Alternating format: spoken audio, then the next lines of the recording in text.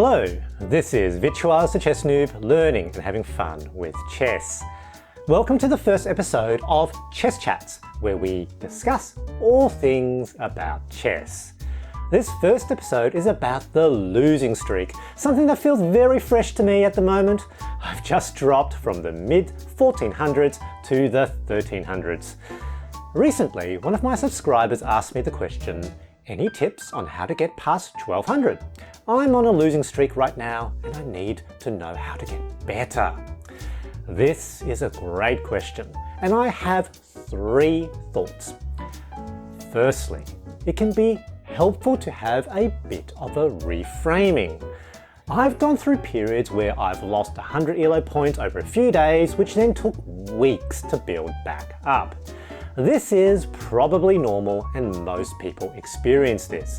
Fundamentally, your ELO score statistically wobbles around your true strength. So when you gain ELO points rapidly, most likely what happens is that your ELO has overshot your actual growth. This can occur if you have a really good run, for instance, when you're unusually cognitively sharp for a number of games, and good luck.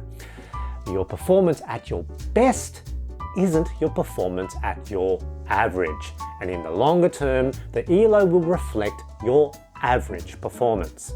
At the same time, when you lose ELO points rapidly, this isn't an indication that you're getting worse.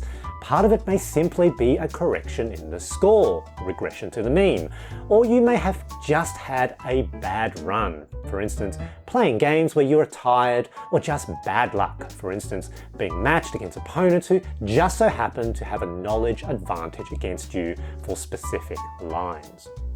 Secondly, there isn't anything special about 1200 ELO versus 1100 versus 1300. It's likely to be similar to what you've done before to improve.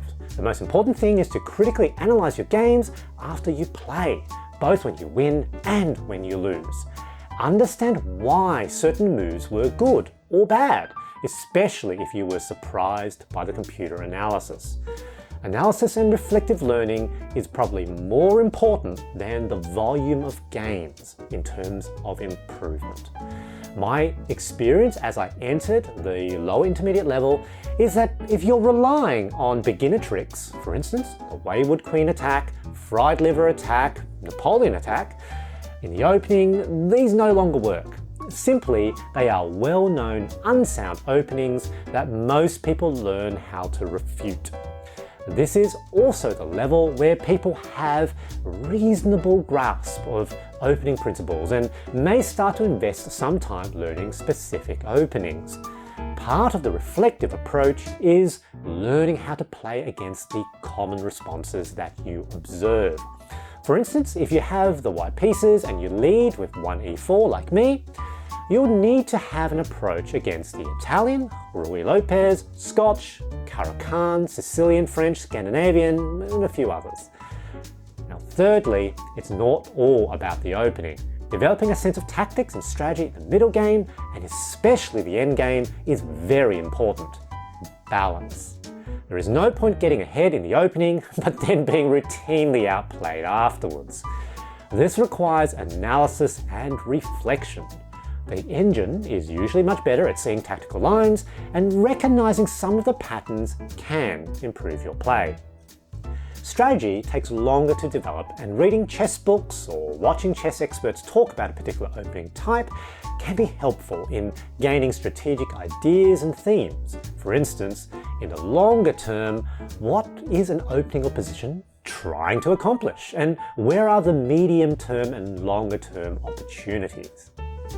As for the endgames, there's probably something to be gained with doing puzzles and some specific study on rook and pawn endgames, or king and pawn endgames.